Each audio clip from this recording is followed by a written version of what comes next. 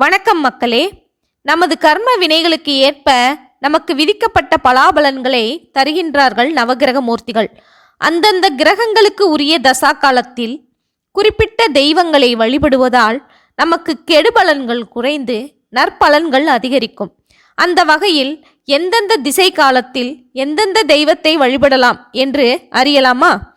கேது திசை விநாயகரையும், ராகு திசை சிவபெருமானையும், சனி திசை திருமாலையும், சுக்கிர திசை அம்பாளையும், குரு திசை குரு பகவானையும், புதன் திசை விநாயகரையும், செவ்வாய் திசை முருகனையும், சந்திர திசை அம்பாள் மற்றும் சிவனாரையும், சூரிய திசையில் ஆஞ்சநேயரையும் வழிபட்டால் நமக்கு மிகுந்த நன்மைகள் உண்டாகும் என்கின்றனர் நமது முன்னோர்கள்.